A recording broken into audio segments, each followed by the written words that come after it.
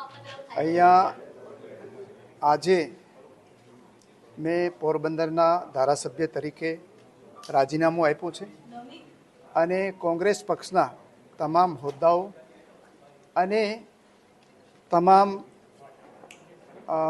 અને પ્રાથમિક સભ્યપદેથી પણ આજે રાજીનામું આપ્યું છે. કોંગ્રેસમાં હું 1982માં જ્યારે મારો વિદ્યાર્થી કાળ હતો એ વખતે જોડાયો હતો. પોરબંદર તાલુકા યુવક કોંગ્રેસથી શરૂ કરીને પોરબંદરના ધારાસભ્ય અને વિધાનસભા વિરોધ પક્ષના નેતા પ્રથમ ટર્મમાં જ હું બન્યો. એના પછી પ્રદેશ કોંગ્રેસનો અધ્યક્ષ તરીકેની પણ કપરા સમયમાં મેં વિરોધ પક્ષમાં રહીને જવાબદારી નિભાવી હતી અને જે કંઈ શક્તિ હતી એ મેં કોંગ્રેસ પક્ષને આપી હતી. પરંતુ છેલ્લા ઘણા સમયથી હું ગૂંગળામણ અનુભવતો હતો અને જે આશાએ અને જે કામ કરવા માટે હું કોંગ્રેસ પક્ષમાં આવ્યો હતો, ખાસ કરીને આપણે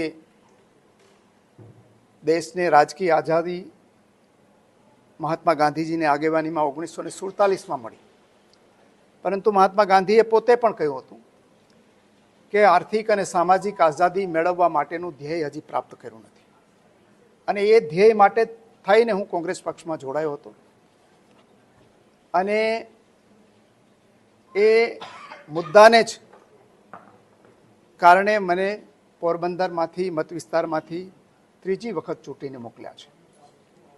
પ્રજાની અપેક્ષાઓ હોય છે કે ચૂંટાયેલા ધારાસભ્યો હોય કે રાજકીય પક્ષોના કાર્યકર્તા હોય એ પ્રજાના જે જીવનની અંદર પરિવર્તન લઈ આવવાનું કામ કરે અને પ્રજાની સાથે જોડાયેલા રહીએ. પરંતુ છેલ્લા ઘણા વર્ષોથી કોંગ્રેસ પક્ષમાં આ સામાજિક પરિવર્તનની જે ભૂમિકા હતી, ખાસ કરીને આર્થિક અને સામાજિક બદલાવ લઈ આવવાનું, એ મને લાગ્યું કે હું આમાં કરી શકીશ નહીં. એટલે ખૂબ જ ભારે હૃદયે, કારણ કે આટલા વર્ષ સુધી એટલે છોડવું ખૂબ મુશ્કેલ હતું. પરંતુ ગુજરાતના મારા જે શુભેચ્છકો છે, પોરબંદર મારા જિલ્લાના જે શુભેચ્છકો અને ટેકેદારો છે, એની લાગણી એવી હતી કે મારે જે રીતે અત્યારે જ કોંગ્રેસ પક્ષ ચાલે છે એમાં હું પરિવર્તન લઈ આવવામાં સફળ થઈશ નહીં. એ કારણોસર મેં આજે કોંગ્રેસ પક્ષના પ્રાથમિક સભ્યપદેથી અને જે પક્ષના નિશાન ઉપર હું ચૂંટણી જીતેલો એ વિધાનસભાના સભ્ય તરીકે પણ રાજીનામું આપ્યું છે. અને આ મારી રાજકીય સફરની અંદર દેશનું જે નેતૃત્વ હતું એનો પણ આ લડાઈની અંદર મને સહયોગ મળ્યો.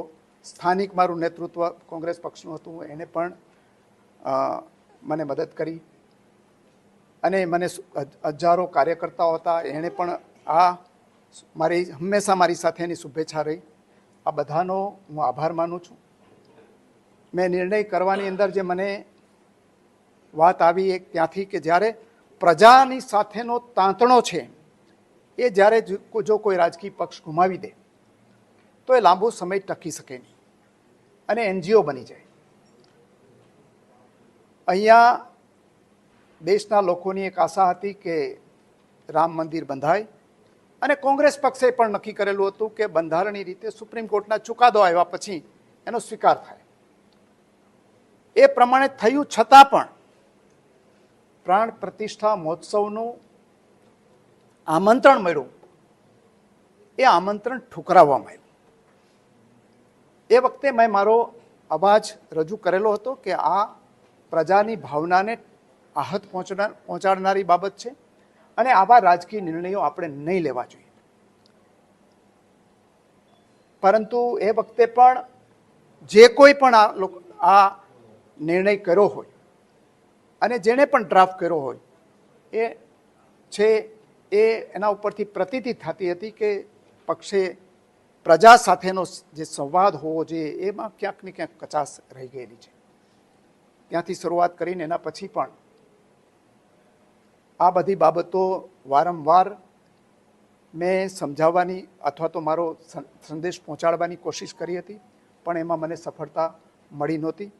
આખરે મેં એનાથી આગળ વધીને આજે રાજીનામું આપી અને જ્યાં મારા મત વિસ્તારના લોકો છે, ગુજરાત રાજ્યની જનતાએ પણ મને અપાર પ્રેમ આપ્યો છે. ગુજરાતે હંમેશા સક્ષમ નેતૃત્વ આપ્યું છે. એ સક્ષમ નેતૃત્વની સામે રહીને પણ મને પ્રજાના સહયોગ મળ્યો હતો અને આજે મારું જે આ બંધન કોંગ્રેસ સાથેનું હતું એમાંથી મુક્ત થયો છું. અને મુક્ત થતી વખતે હું થોડો રિલીવ થયેલો અને થોડો મુક્તિ અનુભવતો હોય એવું મને લાગે છે.